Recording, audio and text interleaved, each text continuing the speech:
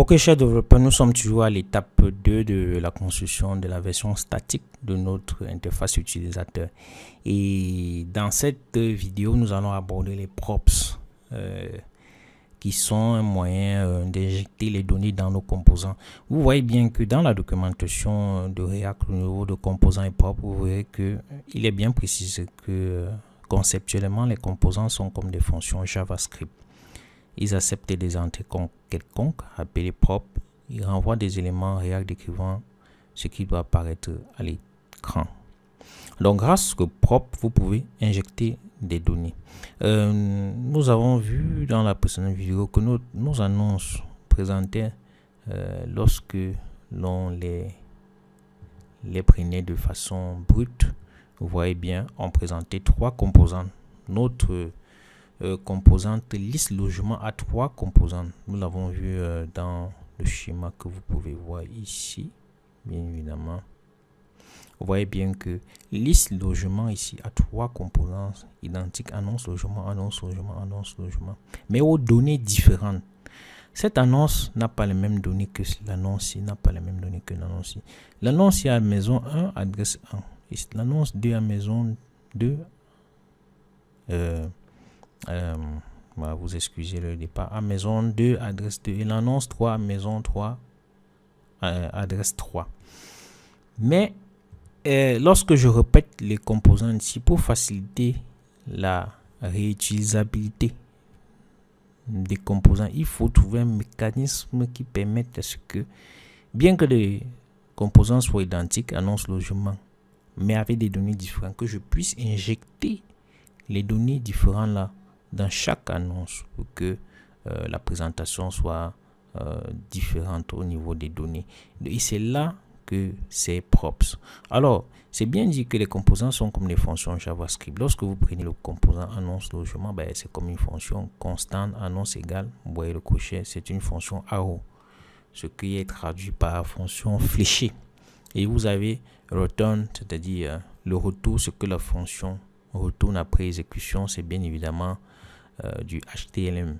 Vous avez là div avec H3 et un paragraphe, un titre 3 et un paragraphe. Alors, comment les choses se présentent lorsque l'on veut injecter les données? Il suffit juste de dire, ok, ma fonction prend props, c'est-à-dire une donnée props. Et ici au niveau de maison 1, vous vous dites, ça prend par exemple prop.titre.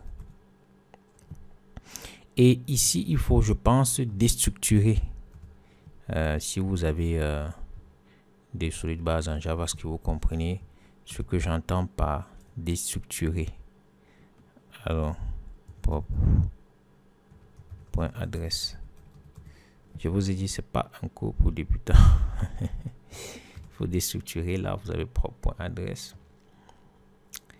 Et j'enregistre toujours une erreur parce que nous sommes avec du JavaScript et du TypeScript. Et TypeScript, bien évidemment, me demande à quoi va ressembler mes props. Bon, je vais essayer de définir une nouvelle structure pour mes données.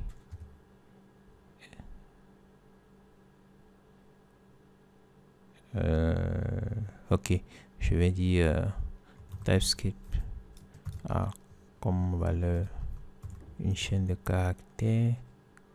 Je pense que c'est quelque chose comme ça. Et puis il a adresse qui est une chaîne de caractères. Voilà. Cette présentation permet à TypeScript de savoir comment vos données vont se présenter. En fait, je lui dis mes props doivent suivre cette structure. Si mes props s'écartent de cette structure, alors tu dois m'envoyer une erreur.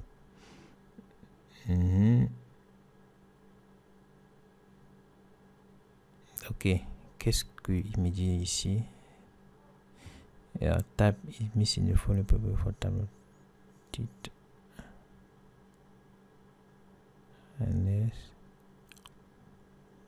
Qu'est-ce qui se passe? J'ai fait l'erreur à quel niveau? Est-ce que je devais mettre la virgule ici? Quel est le problème? Ah, ok. Vous voyez bien que le mec il me demande que, ben attends, tu as défini, c'est ça qui est intéressant avec TypeScript. Il me dit, tu as défini, tu as exigé que tes composants doivent avoir des données pareilles, mais au niveau de liste logement, ben, tu n'as pas mis ces données. C'est pour cela qu'il me renvoie, mais ces données ici. Nous allons revenir.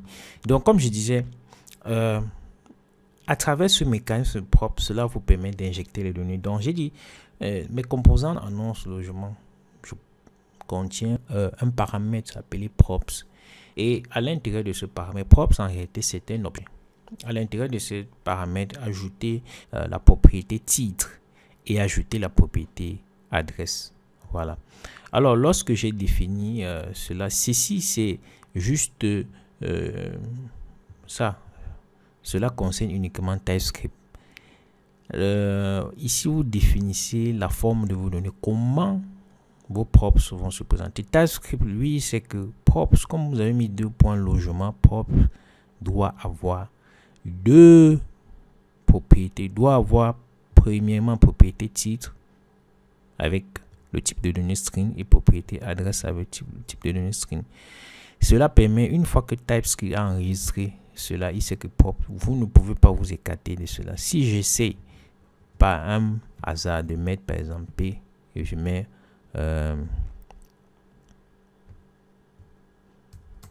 allons-y, par exemple je mets la propre.image, et bien vous verrez que il me dit property donneuse existe en type logement. En fait, il me dit mon ami, tu as défini props comme ayant 2 champs de données, titre et adresse. Cela, moi, je reconnais pas ça. Mais si je viens ici, je mets image string, vous voyez que cela a disparu. Ce que j'avais comme message d'erreur a disparu. Donc, mais pour les besoins de notre cours actuel, nous n'allons pas ajouter cela. Je vais effacer image ici. OK. Donc maintenant, une fois que j'ai défini les paramètres, j'ai dit mon composant annonce logement va prendre le paramètre propre, et dans le paramètre propre, il y aura une propriété titre et il y a une propriété adresse. Je peux bien venir maintenant ici à la liste logement, dire OK, le premier paramètre, le premier composant logement a comme titre maison 1 et comme adresse, il faut respecter la sentence adresse.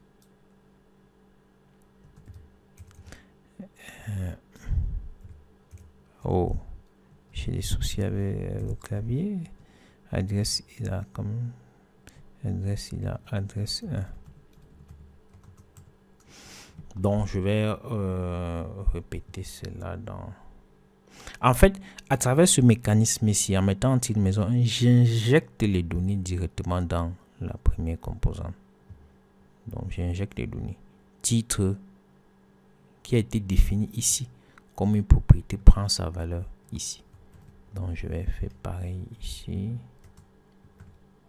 Faire pareil là. Et là, je vais mettre maison 2. J'ai des soucis avec... et là, je vais mettre maison 2. Là, je mets maison 3. Et là, je mets adresse 3. Une fois enregistré, je vais enregistrer aussi à ce niveau. Et puis, on va voir ce que ça va donner au niveau de la présentation. Vous voyez bien que les données ont changé. Ici, j'ai maison 1, adresse 1. J'ai maison 2, adresse 2, maison 3, adresse 3. Voilà.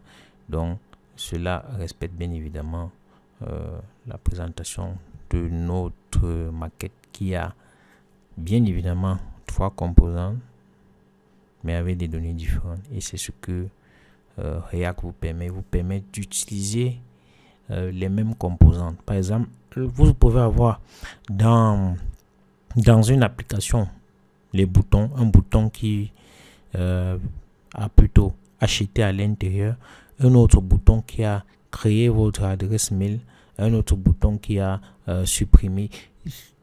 Dans leur forme, tout cela, ce sont des boutons. C'est un même composant, mais avec des variations différentes. Par exemple, au niveau des titres et des couleurs. Et vous pouvez créer rien qu'un seul composant et l'utiliser dans toute votre application en jouant sur l'injection des données et même des couleurs ou de la présentation. C'est ça qui est intéressant avec Here. Vous voyez bien, j'ai une seule annonce, un seul composant annonce logement, mais ce composant, une fois repris ici à liste logement, j'injecte les différentes données qui nous donnent une présentation différente. Donc, les props sont très utiles pour injecter les données. Et comme vous pouvez le voir, les données sont injectées par le haut, ici. Nous avons défini les props ici. Donc ici, on a défini les props.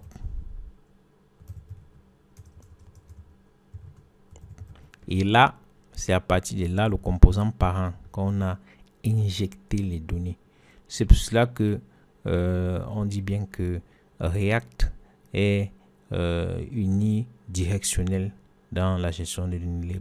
Les données vont toujours du haut vers le bas. Les données vont toujours du haut vers le bas. C'est ce que vous lisez le plus souvent dans la documentation. On vous dit bien que les données quittent du haut vers le bas. Donc, pour injecter nos données ici dans le composant annonce, nous l'avons plutôt injecté ici à partir des listes logements, comme vous avez vu ici. Les données ont été plutôt injectées dans le composant parent de annonce logement, qui est liste logement ici. Et une fois les données injectées, lorsque l'on enregistre, la présentation est faite comme vous avez vu ici. Voilà, nous sommes encore dans les moteurs avec les textes et dans les vidéos suivantes, nous allons complexifier encore ce modèle. Nous allons monter en puissance. Mais pour l'instant, nous avons fini avec l'étape 2 qui portait sur la création d'une version statique. Je l'ai dit, nous allons arriver bien évidemment à cette version-ci. Nous testons juste les choses et après, nous allons monter en puissance. Donc, voilà la version statique. Et puis, nous allons passer dans la vidéo suivante au state, qui est un très gros morceau que nous allons prendre du temps pour essayer de décortiquer et vous expliquer en vous donnant, comme toujours, des recommandations de lecture pour cette partie. La vidéo qui suit sera une très grosse vidéo parce que nous allons aborder les states et puis nous allons aussi essayer avant d'aborder les states de faire un petit toilettage pour vous présenter une version plus magnifique de ce que nous avons fait jusqu'ici. Bon, je sais pas si dans la vidéo suivante je vais passer directement au state ou si je vais faire une vidéo intermédiaire avant de passer sur une vidéo de préparation avant de passer au state. Cela, je vais le voir dans la préparation de la vidéo suivante. Mais sachez que nous n'allons pas en rester là. Nous allons faire quelque chose de plus beau. Et puis, nous allons bien évidemment aborder le state qui est un très gros morceau et l'un des points sur lesquels beaucoup de développeurs React débutants se cassent les dents. Alors, on se retrouve dans la vidéo suivante pour ce côté-là.